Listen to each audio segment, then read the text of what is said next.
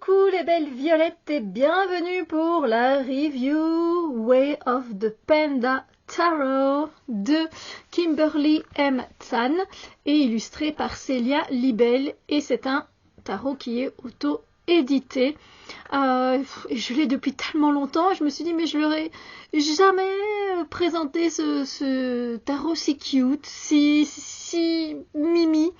Donc ben voilà, c'est parti. Du coup, c'est ici, ça s'ouvre de façon aimantée. Et voilà, ça donne ceci. Alors moi, je mets toujours les cartes au-dessus et le livret en dessous. C'est un peu bizarre, mais voilà. On a une carte, voilà, qui est illustrée.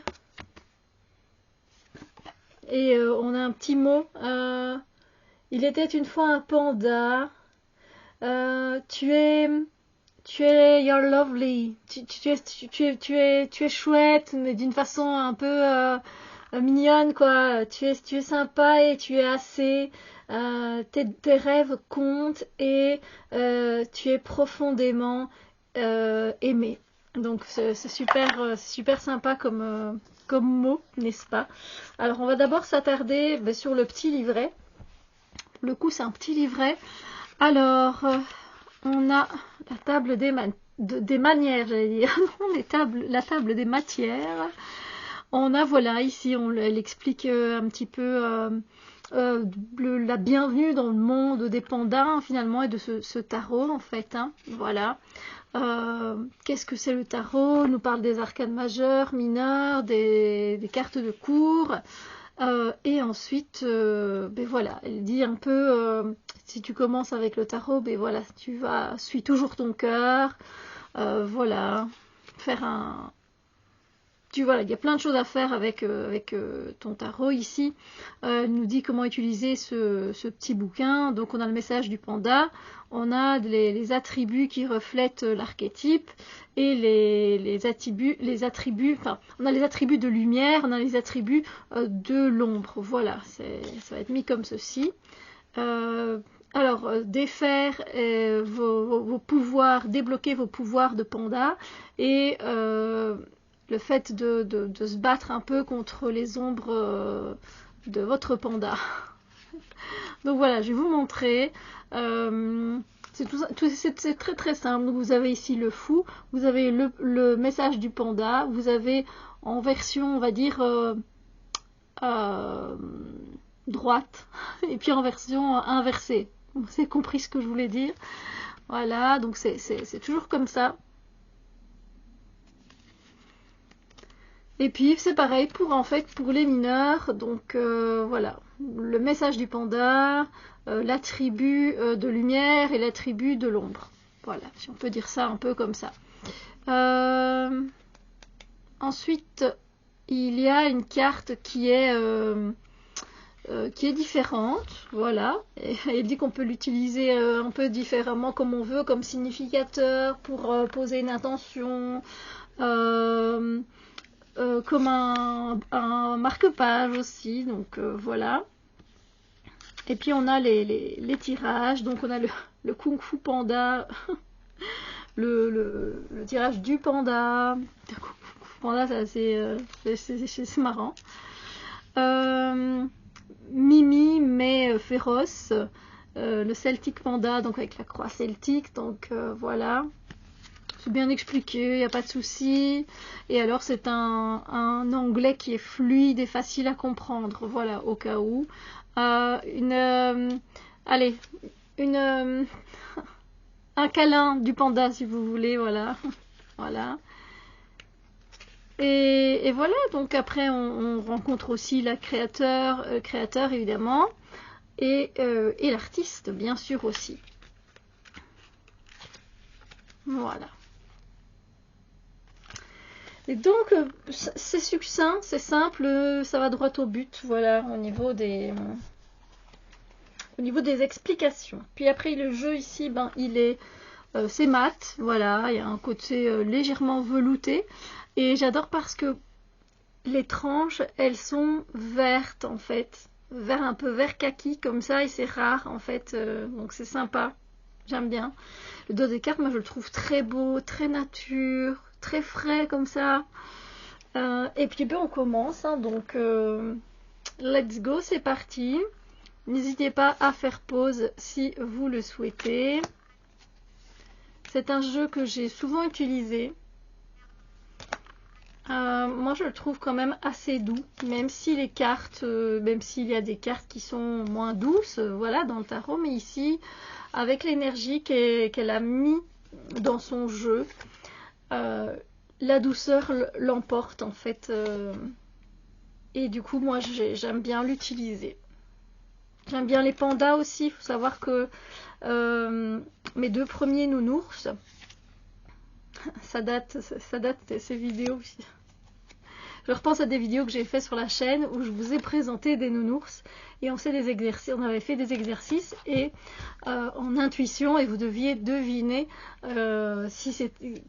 qui était cette personne qui m'avait offert le nounours. Donc c'était très intéressant, où de vous connecter à vos cartes, etc. Donc je trouvais ça chouette comme exercice. Donc c'est ça pendant des lives. Et du coup, en fait, le panda, c'est un de mes premiers nounours, en fait, avec le mouton. Un mouton et un panda. Et je les ai toujours, et c'est mes 2 premiers nounours, voilà. Et j'ai toujours préféré les nounours aux Barbie, par exemple. Je jouais aux Barbie avec ma sœur, parce que c'est ma sœur qui a eu plus des Barbie que moi. Je jouais avec elle, mais j'ai toujours préféré les nounours. Et d'ailleurs, je continue de temps en temps à m'acheter un nounours parce que j'aime bien. Je sais pas, c'est réconfortant, c'est cosy, ça fait du bien. Donc voilà, petite révélation. Celle-là, elle me fait rire quand même. C'est mignon, c'est cute quand même. Ouais, rien à dire quoi. J'adore. J'adore la façon dont c'est présenté. J'adore la façon dont elle a mis en scène les pandas. Et pourtant, je suis pas, parce que, comment dire, ils ont leur vie, quoi, les pandas. Et c'est rare quand j'aime bien, en plus, ce genre de jeu où on va vous présenter un animal, mais où on voit sa vie, quoi, voilà. On voit en mode empereur. Mais là, en fait, allez, par exemple, ici, voilà, ça c'est une des cartes bonus. Ben, là, il y a un livre, mais bon, voilà, les pandas, ils lisent pas de livres. Vous voyez ce que je veux dire. Donc voilà, mais ça me dérange pas avec ce jeu-là, en fait. Parce que elle a pas mis trop d'éléments qui me perturbent. Vous voyez? On voit juste l'air, voilà, tristounet, l'air, voilà, elle rajoute des petites lunettes, mais sans plus, quoi. Elle n'habille pas le panda exagérément. Vous voyez ce que je veux dire? Parce que ça, c'est vrai que ça me freine un peu. Et là, à part rajouter, ben, voilà, souvent soit des lunettes ou un chapeau, ou une couronne, ça va. Et ça va.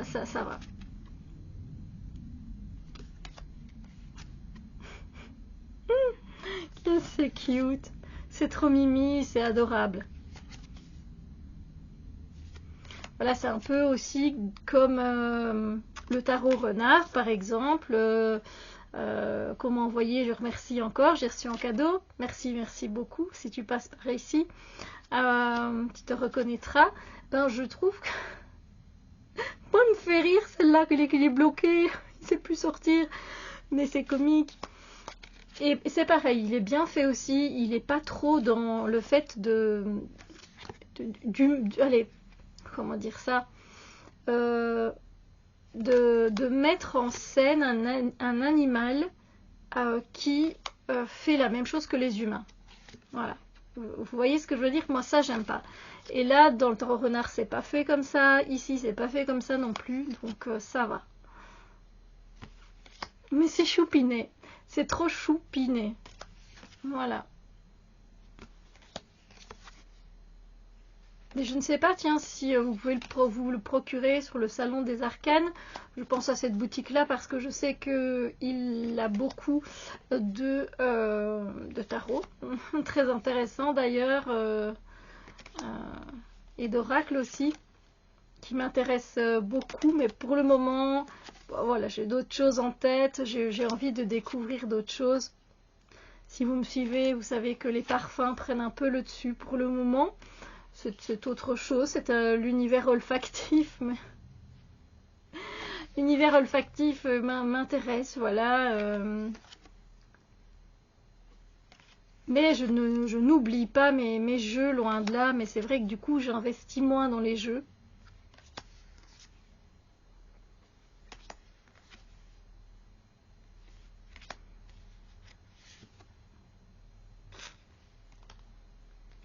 Mais voilà, c'est tellement adorable que je ne pouvais pas ne pas vous le présenter. Désolée, c'est l'étoile. Voilà, moi je l'adore, il fait des tirages très justes et c'est vraiment sympa. Il est adorable et il n'est pas... il est correct et juste et il n'est pas... Enfin, il est quand même doudou, voilà, il fait quand même du bien ce jeu, donc ouais. On pourrait dire que c'est un doudou deck si vous aimez les catégories, même si moi, voilà, je ne vais peut-être pas faire plein de catégories comme ça, mais voilà, on pourrait le classer peut-être dans cette catégorie-là quand même. Ben sur ce, j'espère que cette review vous a plu et on se retrouve bientôt pour d'autres vidéos. Bisous lumineux et prenez bien soin de vous.